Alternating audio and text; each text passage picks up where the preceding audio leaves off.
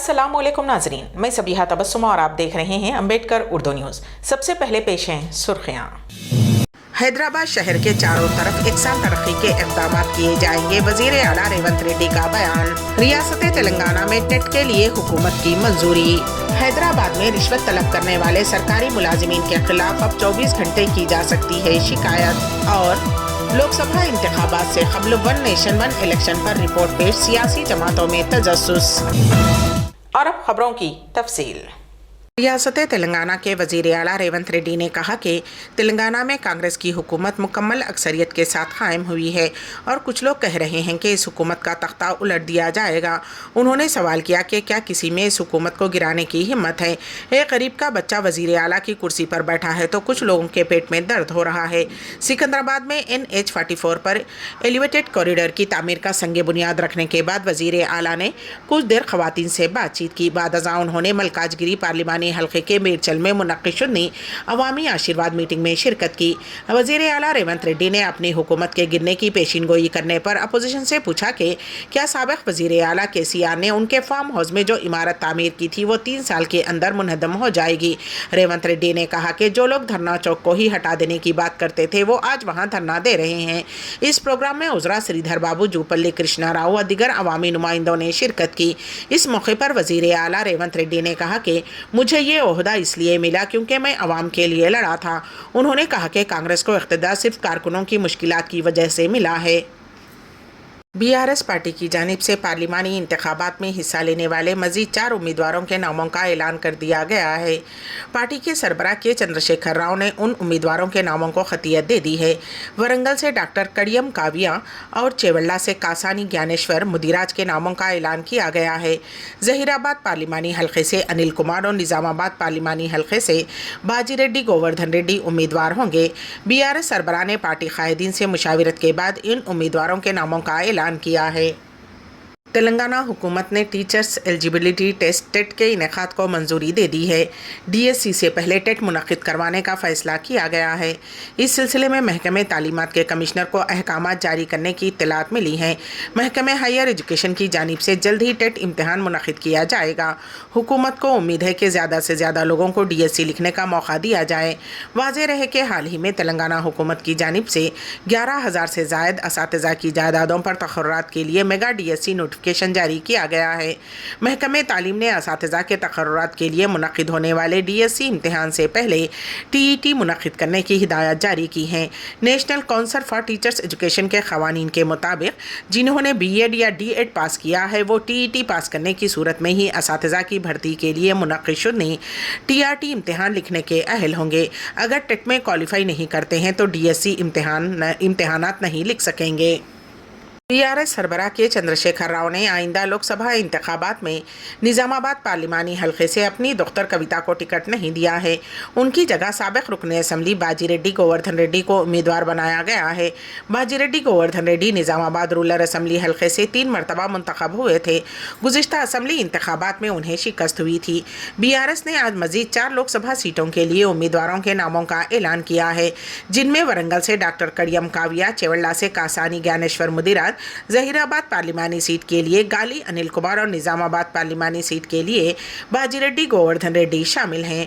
BRS के सरबराह के चंद्रशेखर राव ने पार्टी कायदीन, अवामी नुमाइंदों और मुकामी कायदीन के साथ तबादला ख्याल किया और उनकी राय के मुताबिक KCR ने उम्मीदवारों का इंतखाब किया है।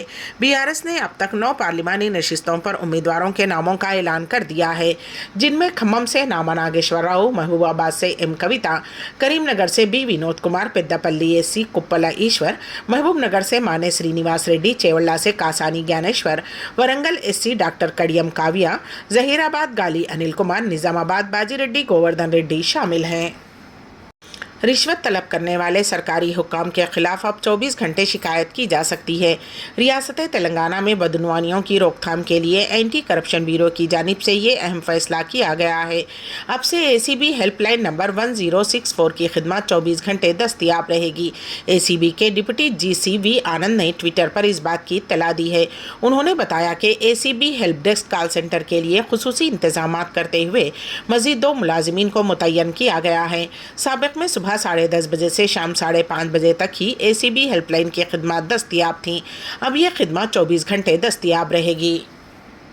اسٹیٹ بینک آف انڈیا کے ATM مشین کو توڑ کر 25 لاکھ روپے لوٹ لیے گئے۔ یہ واردات ریاست تلنگانہ کے ضلع نظام آباد کے ردرورو منڈل میں پیش آئی۔ ذرائع کے مطابق بس سٹینڈ کے قریب واقع SBI کے ATM سینٹر میں چہارشنبے کی رات دیر گئے 4 لٹیرے داخل ہوئے۔ وہ اپنے چہروں پر ماسک لگائے ہوئے تھے۔ انہوں نے CCTV کیمروں سے محفوظ رہنے کے لیے پہلے ان کیمروں پر اسپرے کر دیا اور اس کے بعد ATM مشین کو توڑ کر 25 لاکھ روپے لوٹ لیے گئے۔ رقم لوٹنے کے بعد ٹولی 4 ویلر میں وہاں سے فرار ہو گئی۔ اطلاع ملتے ہی ردرورو پولیس مقام واقع پر پہنچ گئی۔ لٹیروں کی گرفتاری کے لیے خصوصی ٹیمیں تشکیل دی گئی ہیں۔ جگتیال کے قریب کریم نگر روڈ پر شراب سے بھری ایک DCM وین الٹ گئی، جس کے نتیجے میں وین میں منتقل کی جانے والی شراب کے کارٹون سڑک پر گر پڑے۔ یہ واقعہ چہارشنبے کو جگتیال سے 10 کلومیٹر دور راجارام کے قریب ڈاکٹر VRK انجینئرنگ کالج کے پاس پیش آیا۔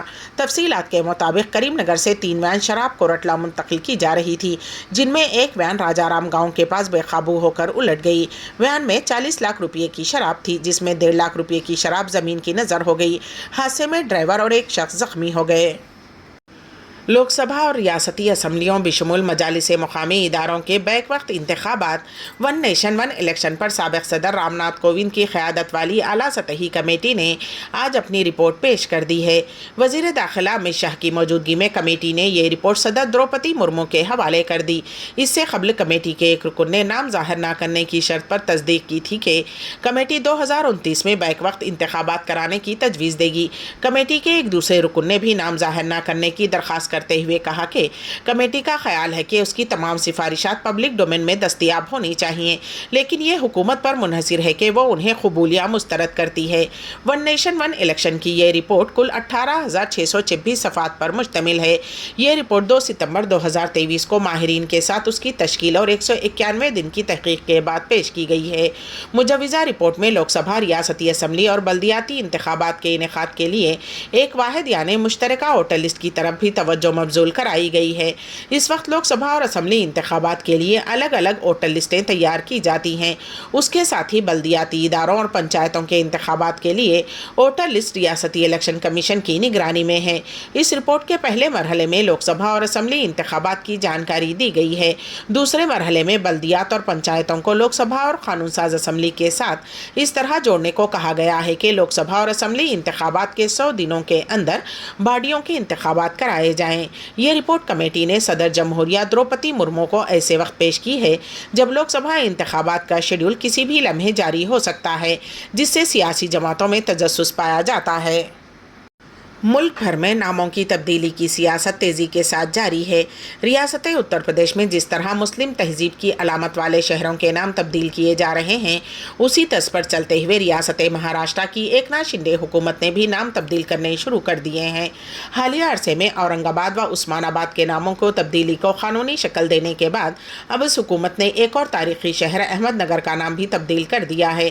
ریاستی کابینہ کے فیصلے میں احمد نگر شہر کے نام کو تبدیل کرتے ہوئے اس کا نام پنیا شلوک اہلیہ دیوی نگر رکھنے کا فیصلہ کیا گیا ہے۔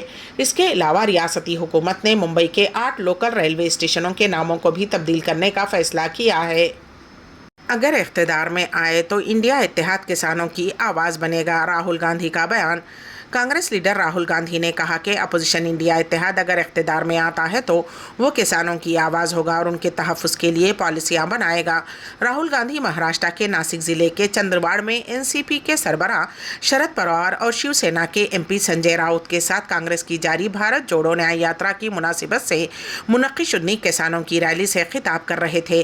راہل گاندھی نے کہا کہ انڈیا اتحاد حکومت کسانوں کی آواز بنے گی اور ان کے مفادات کے تحفظ کے لیے کام کرے گی۔ انہوں نے کسانوں کے لیے قرض کی معافی، کاشتکاروں کو فائدہ پہنچانے کے لیے فصل بیمہ اسکیم کی تشکیل نو، برآمدی درآمدی پالیسیوں کی تشکیل میں فصل کی قیمتوں کو تحفظ فراہم کرنے اور زراعت کو GST سے باہر کرنے کی کوششیں کرنے اور صرف ایک ٹیکس پر کام کرنے کا وعدہ کیا ہے۔ وائناڈ سے لوک سبھا کے رکن پارلیمنٹ نے سوامی ناتھن کمیٹی کی رپورٹ کے مطابق کم از کم امدادی قیمت کی قانونی ضمانت کے کانگریس کے وعدے کو بھی دہرایا۔ کانگریس کے سابق صدر نے دعویٰ کیا کہ ملک میں 20 سے 25 लोगों के पास मुल्क की 70 करोड़ आबादी के बराबर दौलत है। उन्होंने मजीद दावा किया कि नरेंद्र मोदी हुकूमत ने सनतकारों का 16 लाख करोड़ रुपये का कर्ज माफ कर दिया। उन्होंने कहा कि ये रकम Mahatma Gandhi national rural employment guarantee scheme के 24 साल के बराबर है, जिसके तहत गरीब लोगों को रोजगार देने के लिए हर साल 35,000 करोड़ रुपये खर्च किए जाते हैं। उन्होंने कहा कि कांग्रेस की क़यादत वाली साबिक़ा यूपीए हुकूमत ने किसानों को 70,000 करोड़ रुपये का कर्ज माफ़ किया था। उन्होंने कहा अगर अमीर लोगों के कर्जे माफ़ किए जा सकते हैं तो किसानों को भी इसका फ़ायदा मिलना चाहिए। गजा में जाँ बहक फ़लस्तीनियों की तादाद 31,272 तक पहुँच गई। गजा पट्टी पर जारी इसराइली हमलों से फ़लस्तीनियों की हलाकतों की तादाद 31,272 हो गई है। गजा में कायम वजारत सेहत ने चहारशंबे को ये इत्तला दी।